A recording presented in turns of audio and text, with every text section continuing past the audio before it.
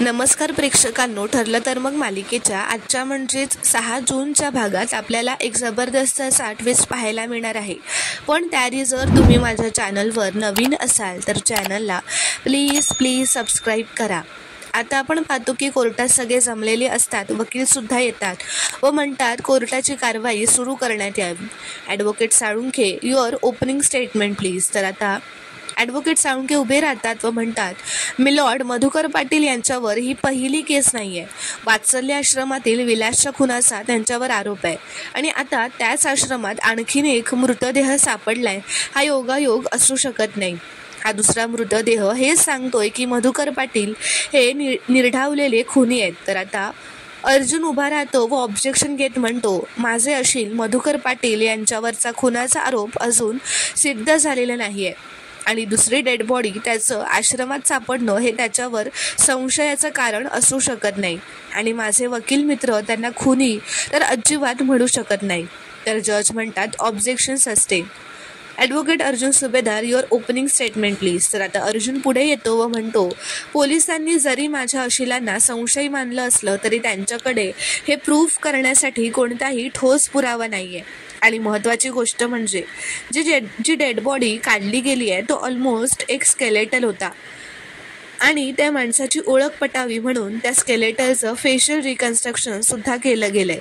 त्यात हे कळलंय की ती डेड बॉडी हरीश शिंदेची होती. इथे आता दुसरीकडे पोलिसांनी त्या बिंट्याला कोर्टात आणलेलं असतं. त्याला एका बाकड्यावर बसायला देतात. तो माणूस आता हळूच पोलिसांचा लक्ष नसताना ती चिठ्ठी वाचतो जी महिपतने त्याला निरोप म्हणून दिलेली असते. त्यात महिपतने असं लिहिलेलं असतं की हरीशच्या खुनाचा आळ आता तुला स्वतःवर घ्यायचा आहे, नाहीतर तुला आजच जगात पाठवेन.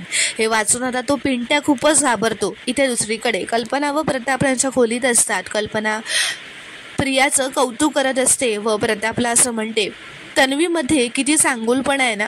खरं तर तिला अर्जुनची बायको अजिबात आवडत नाही, पण तुम्हाला काळजी वाटते ना म्हणून तन्वी तिला तिच्या गाडीतून आज घेऊन गेली. तर प्रताप म्हणतो, हो चांगुलपणा आहेच, त्याचं कौतुक व्हायलाच हवं, पण असा सायलीमधला चांगुलपणा दिसत नाही का गं तुला. तर कल्पना म्हणते, आलात परत मूळ पदावर. तर प्रताप म्हणतो, हो, कारण तू जी डोळ्यावर झापड ओढली आहेस ना ती काही केल्या दूर जातच नाही आहे. अगं कशी सायली आपल्यासाठी किती काय करते. आपल्या घरातलं वातावरण बरं नव्हतं तर तिने आपलं गेट टुगेदर जुळवून आणलं आणि अश्विनच्या वाढदिवसाच्या दिवशी तर त्याच्या आवडीनिवडी जपल्या.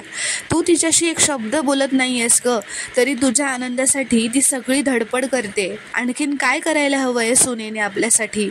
तर कल्पना म्हणते, मला ना तोच वाद घालायचा नाही आहे. तर प्रताप म्हणतो, कल्पना, तुला वाद घालायचं नाही आहे की तुझ्याकडे माझ्या प्रश्नांची उत्तरं नाही आहेत. तर आता इथे दुसरीकडे कोर्टात अर्जुन असं म्हणतो, मायलॉर्ड, हरीश शिंदे तीच व्यक्ती आहे ज्याने वात्सल्य आश्रम मर्डर केसमध्ये साक्षसुद्धा दिली होती. तर आता अर्जुन जजना त्या गोष्टीचा पुरावा देतो व म्हणतो, हा हरीश शिंदेचा टाईम ऑफ डेथ रिपोर्ट आहे. यात हरीश शिंदेची मृत्यूची तारीख लिहिलेली आहे. मी तीही तुम्हाला रिक्वेस्ट करतो की तुम्ही ती तारीख आणि वेळ नीट बघा. त्याने साक्ष दिली त्याच्या काही दिवसानंतरच त्याचा मृत्यू झाला. मला कोर्टाच्या हे लक्षात आणून द्यायचं आहे की हरीशने साक्ष दिली तेव्हा आणि त्याचा मृत्यू झाला तेव्हा माझे अशील मधुकर पाटील जेलमध्ये होते. तर इथे दुसरीकडे प्रताप कल्पनाला म्हणतो, कल्पना, अगं तू दुष्ट सासू नाही आहेस की सुनेचा छळ करशील. तुझा प्रॉब्लेम काय माहिती आहे का, की सायलीने केलेली एक चूक, तिने दिलेली एक जखम तू पोटात घेऊ शकत नाही आहेस. तर कल्पना म्हणते, हो, आणि कधीच घेणार नाही आहे.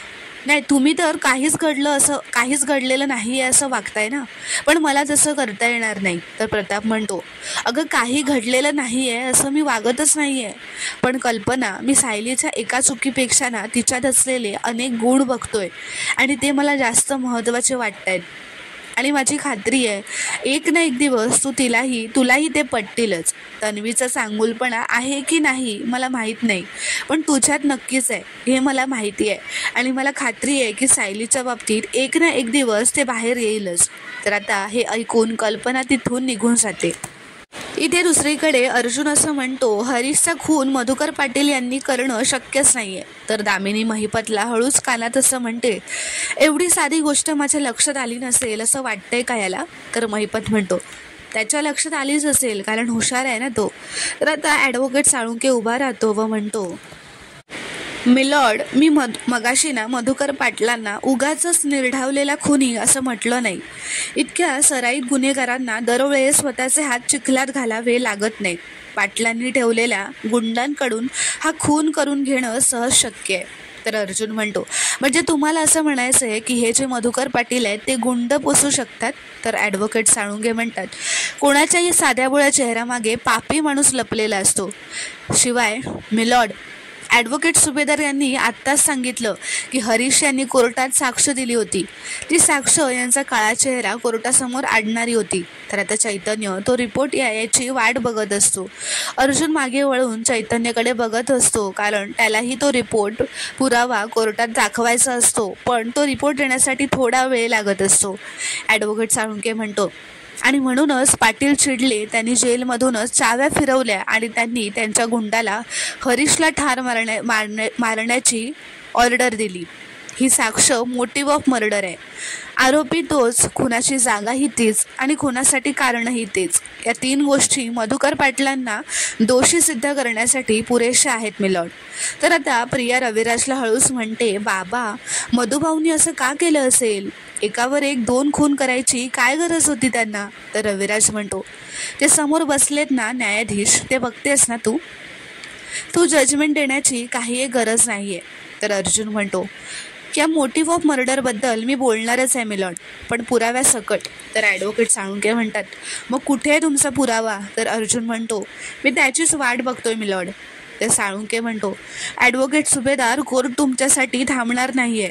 हा खून करण्यासाठी पाटलांकडे मोठं कारण होतं, हे मान्य करा आता. तर साक्षी दामिनीला हळूच असं विचारते, कुठल्या पुराव्याबद्दल बोलतोय हा अर्जुन?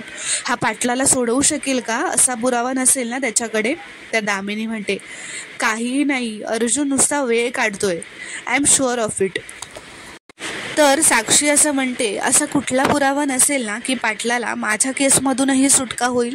तर दामिनी चिडतच म्हणते, गप्प बस ना, नको ना उगाच टेन्शन घेऊस. तर अर्जुन असं म्हणतो, आता मिलॉर्ड, मी रिस्पेक्टेबल कोर्टाला विनंती करतो की मला थोडा वेळ द्यावा. तर आता जज म्हणतात, आपल्याला आधीच कोर्टाने वेळ दिलेला आहे, त्यामुळे आता तेवढ्यातच चैतन्य पुरावे घेऊन येतो. अर्जुन ते लगेचच जजना देतो व म्हणतो, ज्या पुराव्याची मी वाट बघत होतो ते आहेत. त्या 2 गोष्टी आहेत यामध्ये. एक म्हणजे मला आज कोर्टात एक साक्षीदार प्रेझेंट करायचा आहे, त्याची परवानगी मागणारा एक अर्ज आहे. आणि दुसरी गोष्ट म्हणजे हरीशने ऑलमोस्ट 2 वर्षांपूर्वी लिहिलेली एक चिठ्ठी आहे. त्याने त्यात असं आहे की हरीशने जी कोर्टात साक्ष दिली होती मधुभाऊंच्या विरोधात, त्याचं त्याला वाईट वाटत होतं आणि तो त्याची साक्ष बदलणार होता. आणि ही चिठ्ठी मला हरीशच्या सामानामध्ये सापडली आहे. तर आता ॲडव्होकेट साळुंके ऑब्जेक्शन घेत असं म्हणतो, असं कुठलंही पत्र पुरावा म्हणून कोर्टात साक्ष सादर केलं जात नाही. हे माझ्या वकील मित्रांना कळायलाच हवं. हे पत्र हरीशने लिहिलंय कशावरून, हे अक्षर त्याचंच आहे याची तपासणी करण्याकरता सायंटिफिक प्रोसिजर करावी लागते. आणि ती केल्याशिवाय कुठलीही चिटोरी कोर्टात आणली तरी त्याचा काही उपयोग होत नाही. तर साक्षी आता दामिनीला हळूच विचारते, आता हे कुठलं लेटर आहे? तर दामिनी म्हणते, कुठलंही असू देत. मूर्ख आहे हा अर्जुन. ऑथेंटिफिकेशन प्रोसेसच्या आधी असं काहीही कोर्टात सबमिट करता येत नाही.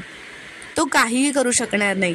तर आता अर्जुन त्या ॲडव्होकेट साळुंकेला म्हणतो, तुम्हाला काय म्हणायचं आहे की हँडरायटिंग मॅच करणारा ऑथेंटिकेशन लेटर किंवा रिपोर्ट इतक्या पटकन मिळू शकत नाही? तर साळुंके म्हणतो, ऑफकोर्स नाहीच मिळू शकत. तर अर्जुन म्हणतो, then I am really sorry advocate Salunke, कारण पोलिसांनी ती टेस्ट करून घेतली आहे आणि रिपोर्टसुद्धा आहे आमच्याकडे. तर आता हे ऐकून दामिनी वगैरे सगळे शॉक होतात. तर अर्जुन म्हणतो, युअर ऑनर, हरीशच्या डायरीतलं अक्षर आणि त्या चिठ्ठीवरचं अक्षर दोन्ही मॅच केलं गेलं आहे आणि फॉरेन्सिक रिपोर्ट आहे माझ्याकडे.